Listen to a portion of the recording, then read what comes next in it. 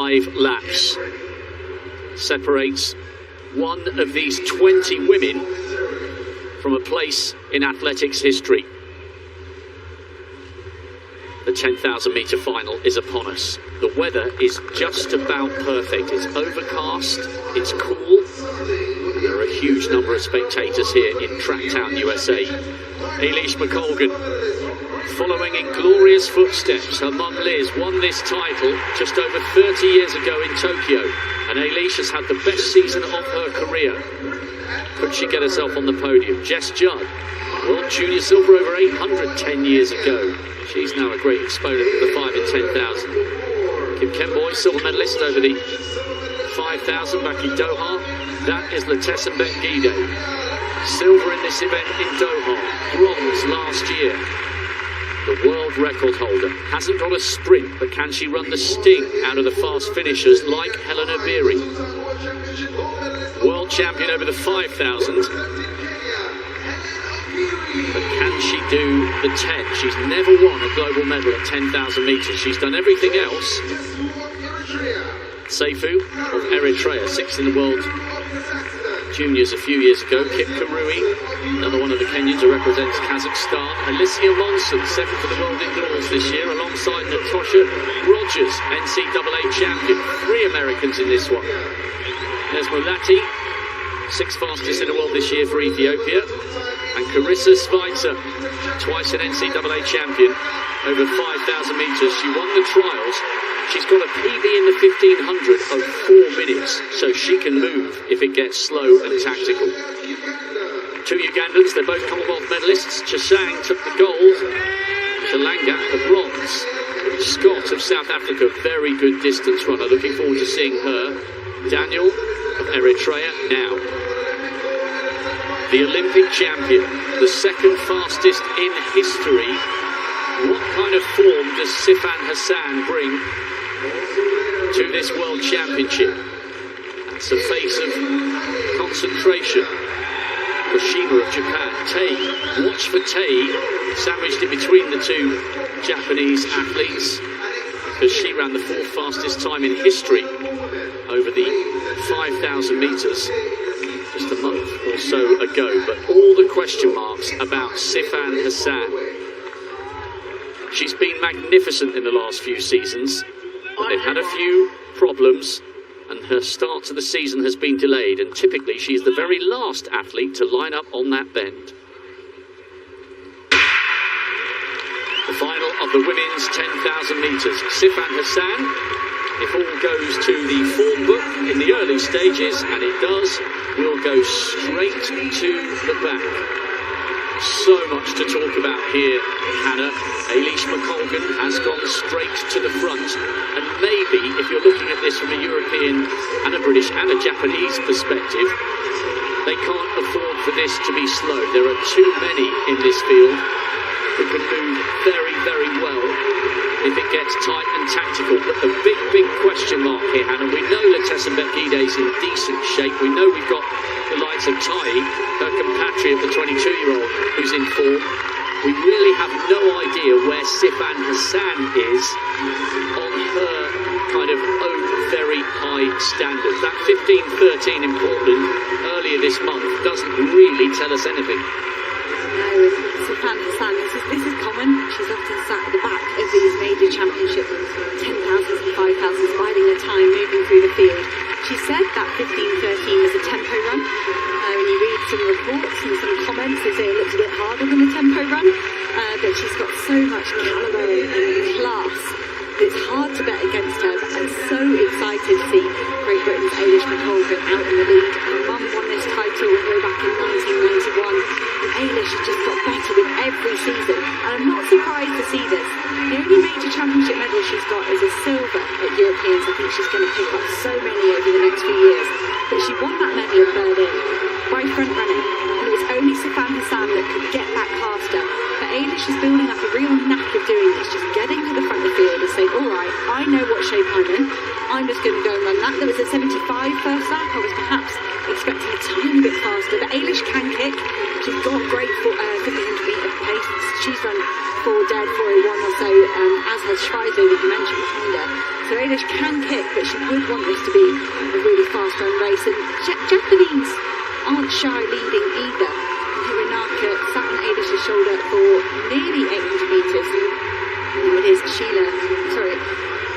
Rika Hironaka of Japan just moving away to the fore. She is the 5,000-metre national record holder for Japan. A super accomplished athlete. She's 31.30 this season though. So Hironaka could she be in the form that took her to a 7th place in Tokyo. Great couple of laps at the front here, 74 and a 73. She's moving really well. Strong field out. And I think this is a sensible tactic for the likes of Eilish McColgan and Hironaka, because they know, with the best will in the world, they know that they can't match the quicker finishers behind them if it comes down to a big sprint. Their best chance is to run the sting out of as many of these athletes as possible. That is what Eilish McColgan did when she ran that brilliant time, second fastest in the world this year in Hengelo, 30 minutes and 19 seconds. She was absolutely metronomic, and we're pretty much single file in the early stages of this 10,000 metres with Hironaka and Eilish McColgan on the pacemaking duties. Hassan just in the middle of that group, but it's crazy really. The two leaders are looking comfortable in these early stages, and McColgan is in fantastic form this year. She's had 6 races and won 4 of them. But talking about Hassan, how do you try and construct a way to beating somebody who in Doha won the 10,000 and the 1,500 metres? That is an unprecedented range. Hassan, she really burst into the scene in Doha. She was running fantastically well a few years before that. But that range to win the 1,500 and the 10,000, she ran 3:59 for the final 1,500 of the 10,000 metres. And that's no messing about, and I think that's why these athletes have had to change their tactics. They've had to think, I have to try and run the sting out of the likes of Sifan Hassan. And she's sitting way back in that pack at the moment, just chilling out. Great stuff early on by Hironaka. Now, Fidek.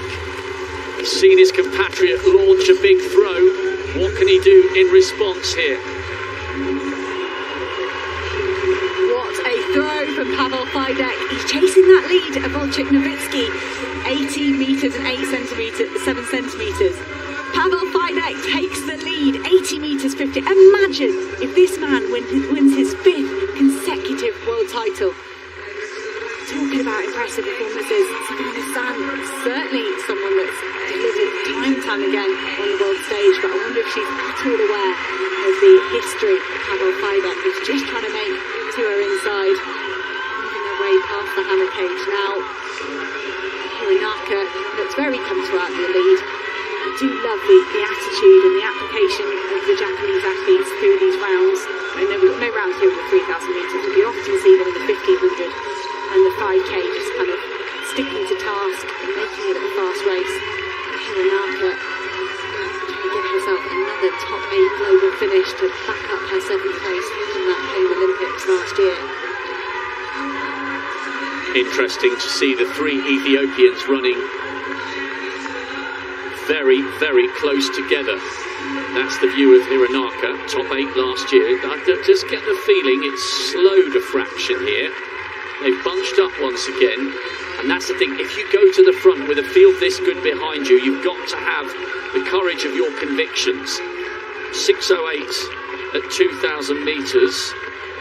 So it's a decent pace. What are they? They're around about 30:50.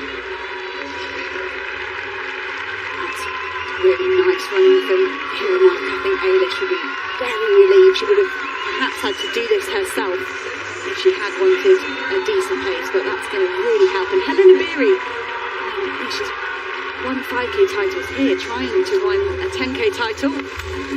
Henriksen of Norway, he's not won any of these major championships yet because he's got to deal with the likes of Nowicki and Fidek, but that looked good. Was it a valid throw? Because that looked long.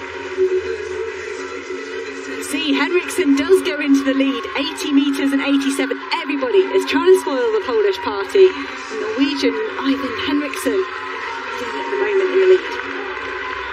There's been a noticeable increase in the tempo here from Hironaka. On the previous lap they were beginning to bunch, but I think she has increased the pace here, knowing that she needs to try and spread them out. As Hannah mentioned, Obiri looking very comfortable in third place. It's Chepkurui in fourth, the Kenyan who now represents Kazakhstan.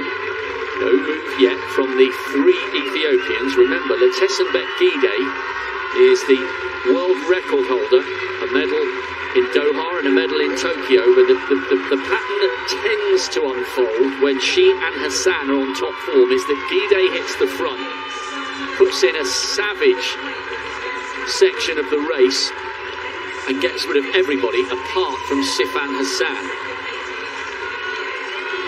There is Gide, our directors and camera crew doing a great job here. Gide, one of the favourites here, but can she, towards the middle or back end of this race, try and change the tactics? And is this one of her best chances to beat Sifan Hassan? Is there a question mark over the brilliant Dutch woman who is just towards the back of that group?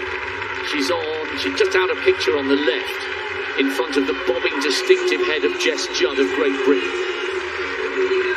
There's Hassan, just coming round on left of picture now.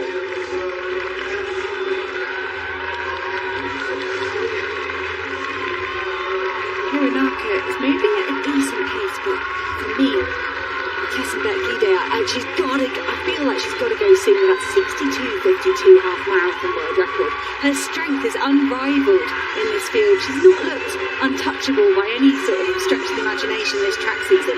You kind of get the feeling when you've got that in your locker, surely you want to push on early doors. And I don't have the patience for 10,000 metres. That's probably why I never raced it. I wouldn't be able to hold my nerve. Because for Gide, I'd say if Hassan's off the pace, you win now and you've got a jump on her. That's it. She can't close a gap if you drop the hammer and you start running 70s, 71s. I wouldn't expect Hassan to be able to close that gap, but it is still early stages in this 10,000 metres. I do agree, though. I think if there's Gide in the middle. She's having a conversation with her teammate there, looking over her shoulder, just deciding who is going to take that on. They're still talking. Gide in a roundabout fifth or sixth. We'll come back to this momentarily, back to this fascinating hammer final. Third round of the men's hammer throw. Nowitzki had the lead briefly to relinquish it to Fidek and to Ivan Henriksson, but that looked like a great third round effort from the Olympic champion. Nowitzki doesn't give much away on his emotion, but look at that, into the lead, 81 metres and 3 centimetres. Nowitzki, Henriksson and Fidek, that was our order in Tokyo last summer. But we've got another 3 full rounds to go. Nowitzki just getting that third round underway in the men's hammer throw final, as the women do nearly as many turns as we're going to see from those men. 25 circuits of the track for this 10,000 metres.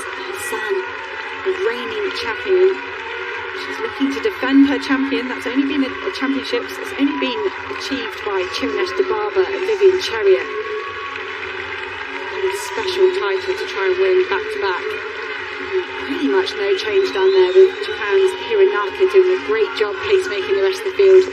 Just hitting those 73, 74 second laps. Everybody just staying patient and biding their time. A few laps to go till halfway. These athletes will have a plan. They will have discussed this with their coaches, with their team managers. Will we see those 3 Ethiopians compete as a team?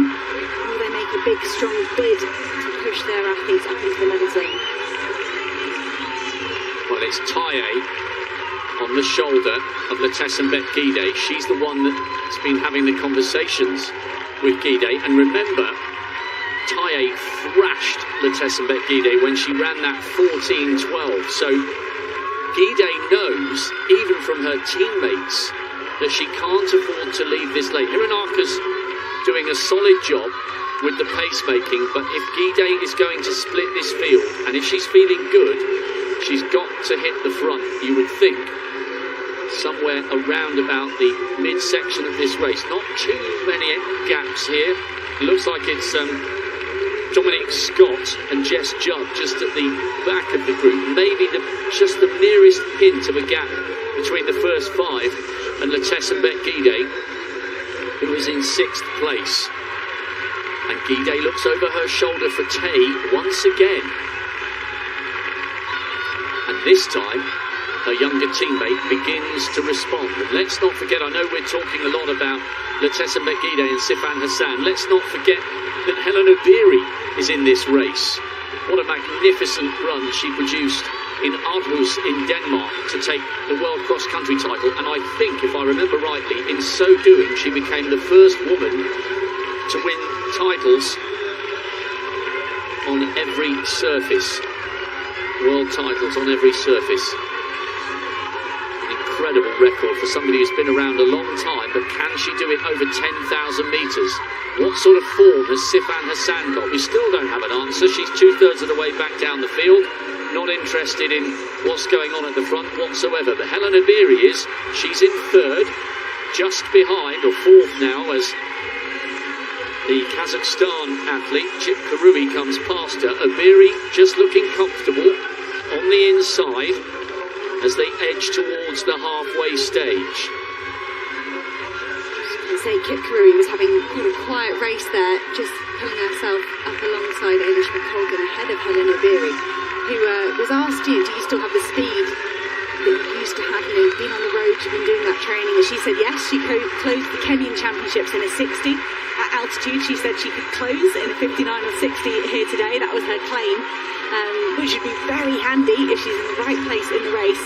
But Helen Obiri, so accomplished all the way from 1,500 metres up to half marathon now. Just letting Kip Karui glide past her into 3rd place. And Carissa Schweitzer of the USA, could she get another US medal? They've got great history in this event. Cara Goucher picking up a medal in 07.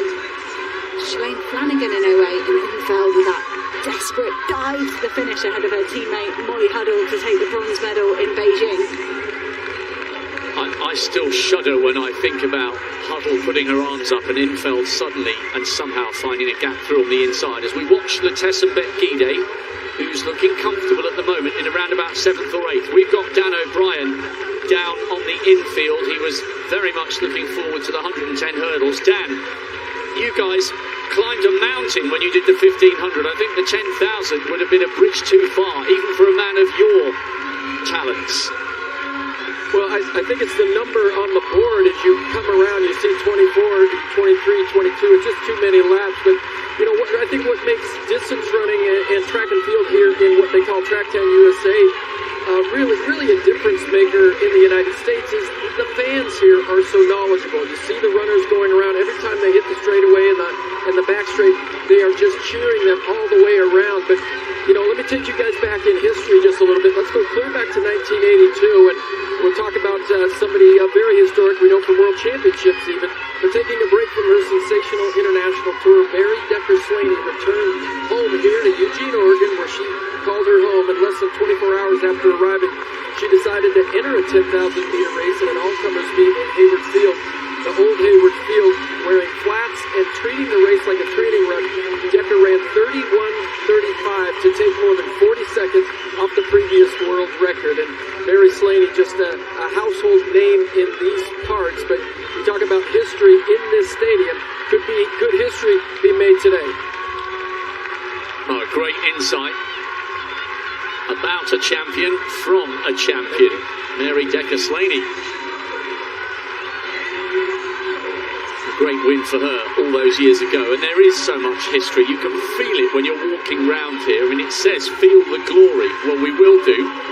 Now, despite the fact that Hironaka was at the front for quite a long time, it's become bunched. We've lost Dominic Scott and one of the Ugandans.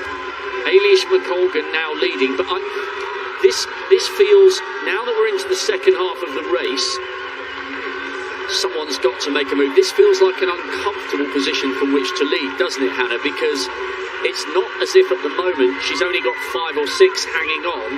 This feels like she's leading, but with 3/4 of the field queuing up behind her. Eilish took a great guns-to-tape victory at Hengelo with that 30-19, but she was on her own, and you're right, Rob. The pressure, the anxiety, everyone was waiting for someone to attack, and you've got to defend that position over and over again. It can be incredibly mentally draining. It's a lovely, still, cool, perfect distance running morning, but that pressure of having the likes of Helen Obiri, Taye, Gide, never mind Sifan Hassan, still content to sit at the back of the field, has got to be playing on Eilish's mind. For me, Helen Obiri made a bit of a move, and that almost woke up Eilish McColgan. It's like she was waiting for one of the big names to try and make an attack, and that almost launched Eilish McColgan to the front of the field. I don't know if she was quite ready to be there yet. They went through halfway in 15-19, which is a great pace. Eilish McColgan just continuing almost the same pace that we saw from Hironaka, maybe a shade faster.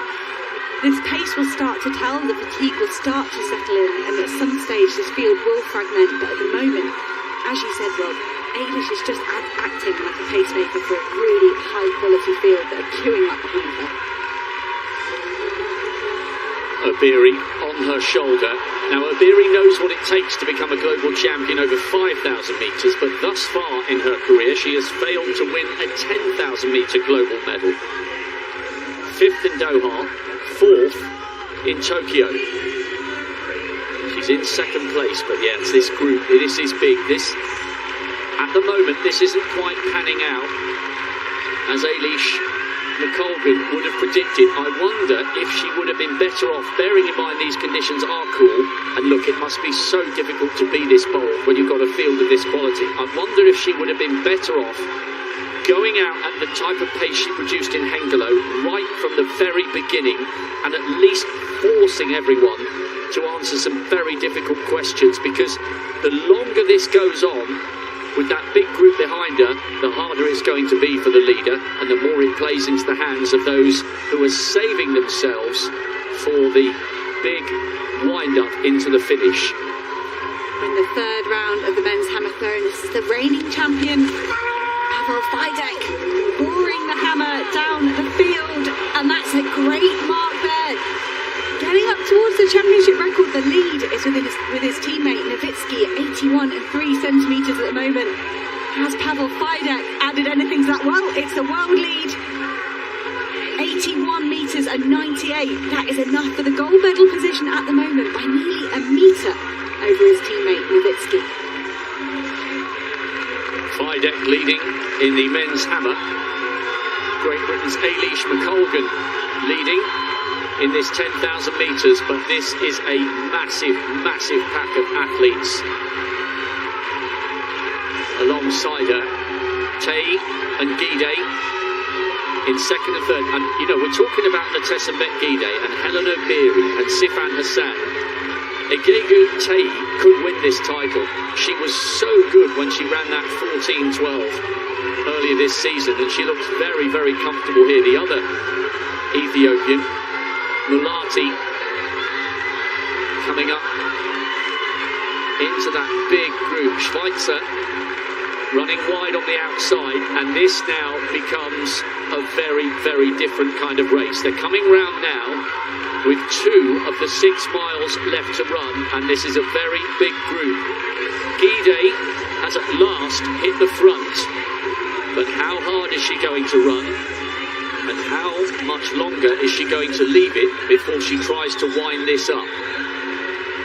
I'm almost relieved that move has happened from Gide. I knew it was going to happen at some point, and you could see there's some pushing and shoving going on as everyone reacted, because Gide is one of the big hitters in this field, and everyone would have been waiting for that, and it's happened. Eilish McColgan swallowed up in that group at the moment, our long-term leader. Can she rally and stay involved? She struggled running in a big pack in Tokyo, so I thought we might see her try and spread it out, and she did have a go, but it wasn't successful. Taye and Gide in control of this field at the moment. Helen Obiri covered every move. Carissa Schweitzer, she moved very quickly. As soon as she saw the danger approach, the American athlete sat around about 5th or 6th at the moment. She was really switched on. Went, okay, got to get on that. That's a big race-defining move. There's a big group of 5 there. Helen Obiri running super wide. Not to be out there in lane 2 when the kick really starts. You don't want to give anything away to your team, to your competitors in terms of distance. Taye takes over from her teammate. Maybe this is what they were discussing in those middle kilometres. Guidé saying, give me some space. Let me hold this inside lane. 71, that's the fastest lap we've seen in the race. This is what Letessenbet Guidé needs to do if she is to upgrade an Olympic bronze and a world silver into a gold. Hassan is still in that group, just towards the back. Running now just in front of Eilish McColgan, who's out of picture. But it's Taye leading. Guidé now on the inside, with Helena Beery on the shoulder of the two Ethiopians.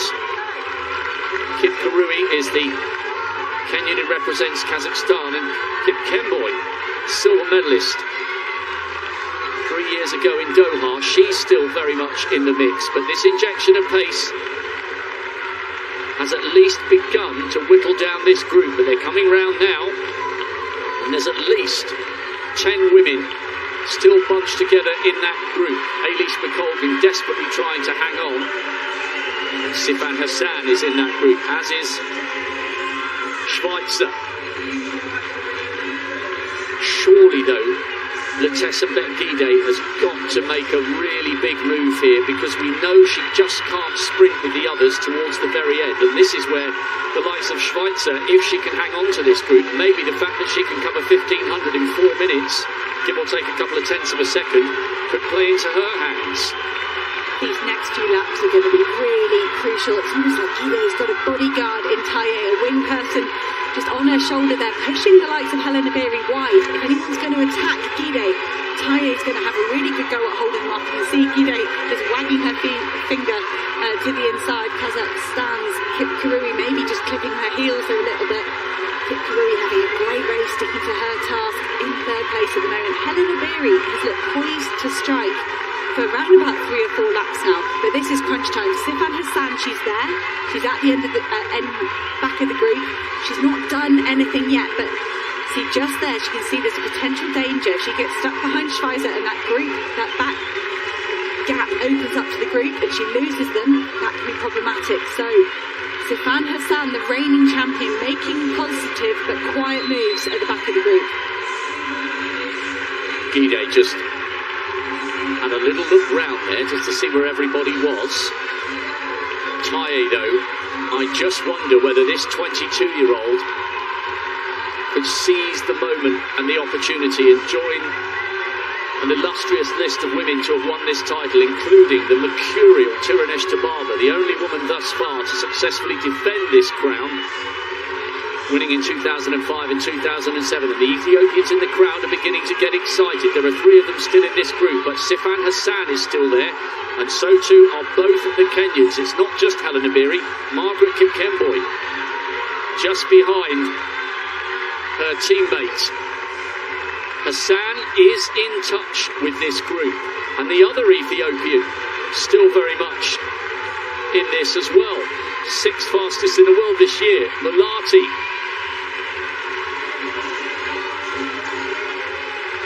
4 laps to go.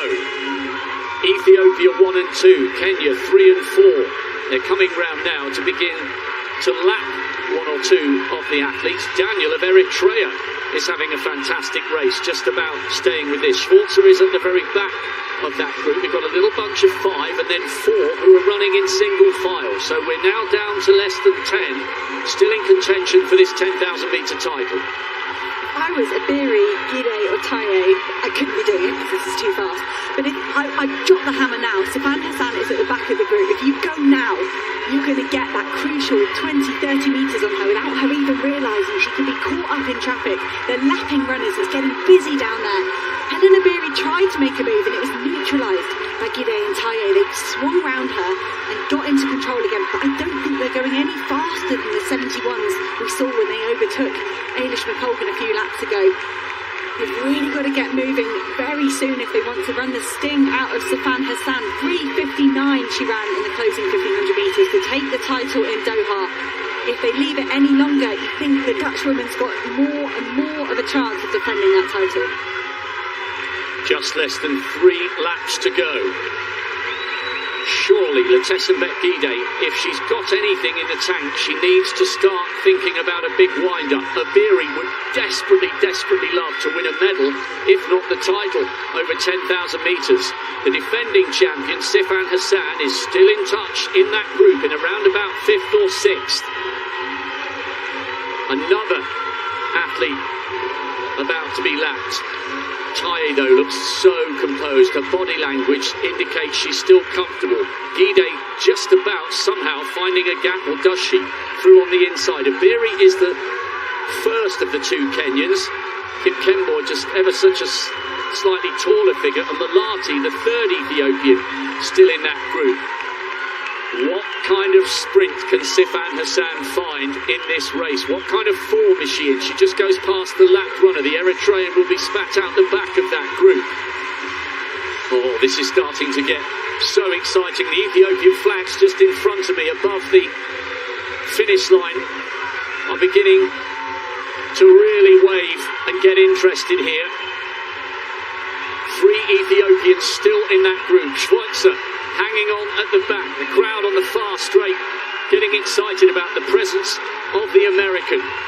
We are witnessing some of the all-time great female 10,000 metre runners. Letessenbet Gide is the world record holder. Twice she's been on the podium in the last 2 global editions of 10,000 metre races. Silver in Doha, bronze in Tokyo. Both times it was Hassan who took the title. What can the Dutch woman produce here? Because we have around about 550 metres to go. This is getting super tense. The previous lap was 70 seconds. That was the fastest we've seen. Helen Abiri claimed she could drop a sub 60, and she's getting herself in position to do just that. Gide lifts her pace ever so slightly, but could Sifan Hassan, all the trouble she's had this year, a long recovery mentally and physically from the Olympic Games, followed by a calf strain, is all to fight for as they hit the bell. Gide from Abiri. Inside the last 400 metres in the women's 10,000, Letessenbet Gide striking out for glory, but Hassan is tracking the leading quartet. The noise is huge down the back straight. Gide, Batains on her shoulder. Remember, the youngster beat Letessenbet Gide over 5,000 metres. Kipkemboy trying to stay with the pace, and Hassan is winding up for a big finish. What a title defence this will be for Sifan Hassan. She's done nothing all season, and she's coming up onto the shoulder of Gide. Abiri comes through and blocks Taye on the inside. What a battle. Who's got the heart? Who's got the belief? Who's got the drive and the acceleration? One of the great 10,000 metre races. Gide, desperate for the win. Is it going to be her turn? She looks over her shoulder. Abiri's closing. She drifts out. Letessenbet Gide, by the narrowest of margins, turns silver from Doha into gold here in Eugene. Helen Abiri tried to come wide on the outside, and at last, the world record holder becomes the world champion. My goodness me, it was close. It was anyone's race from the top 4 coming down the home straight. So many times she's been outkicked, but not today. She reigns supreme here, and this is the track where you feel the glory, and Letessenbet Gide does. At last, she's a global champion over 10,000 metres.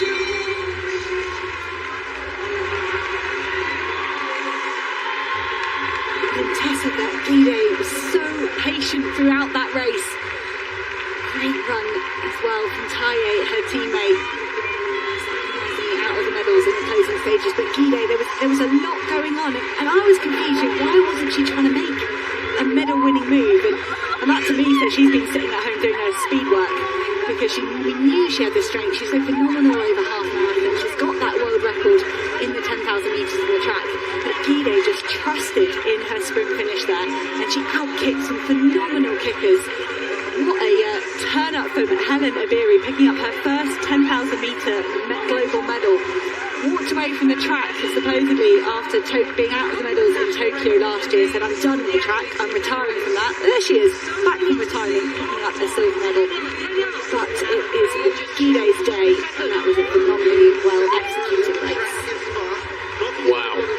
Letessenbet Gide needed every bit of concentration there, because when we see the replay, you'll notice she looks over her right shoulder and sees that Abiri is closing her down, and she just ever so slightly drifted out towards the edge of the outer element of lane 2 and pushed Abiri towards lane 3. It was so close, less than a tenth of a second in it. Kip Kenboy did really well for the bronze, and this time Hassan was run out of the medals. Perhaps the fact that she started her season so late has given her problems. I'm so pleased for Letessenbet Gide because she's got incredible heart and has set some amazing records, but so often she's been brave and bold, and other great sprinters have denied her the medal.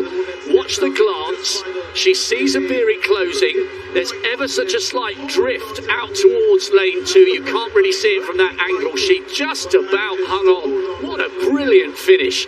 That was incredible. Kip Kenboy got a PB for the bronze, and Hassan, having done nothing all season, still came out and ran 30 minutes and 10 seconds.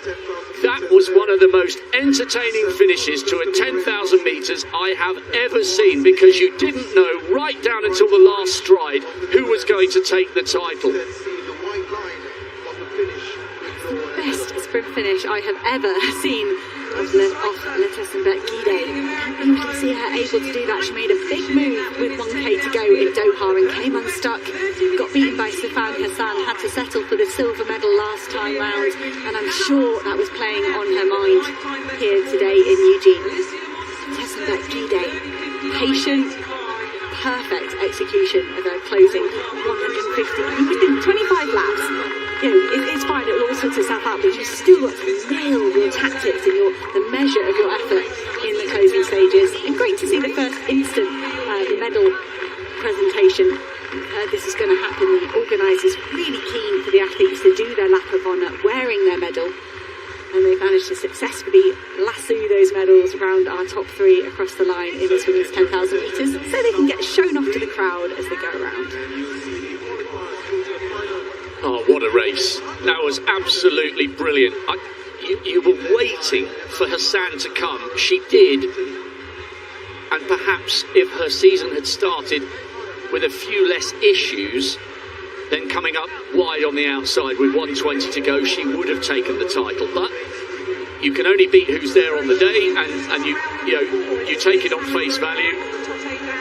It was an absolutely stacked field, and this time at last it was Letessenbet Gide's turn for the win. You know, I remember Hannah watching her win back-to-back World Junior Cross Country titles, which is so hard to do. You've got to be so young to have 2 cracks at that. And I remember thinking at the time, if she doesn't get injured, she is going to be a major player on the distance running scene. What a race, and what a way to turn silver from Doha into gold here in Eugene. Letessenbet Gide is the champion of the world. Helena Biri at last on the podium in a 10,000 silver. Kip Kenboy a PB for the bronze. Hassan, the defending champion, just run out of it. But what a last 150 metres. PBs and national records all over the place. Daniel for Eritrea, Kip Karui for Kazakhstan, and a PB for Schweizer, coming home inside the top 10, just ahead of Eilish McColgan of Great Britain, who did so much of the pacemaking duties early on. Stella Chesang with a national record for Uganda in 14th. Natoya Rogers with a PB for the States in 15th. What a race. Women's 10,000 metres. The men's is tomorrow. This year's World Championship is already delivering fantastic drama, and we're only a day and a half in.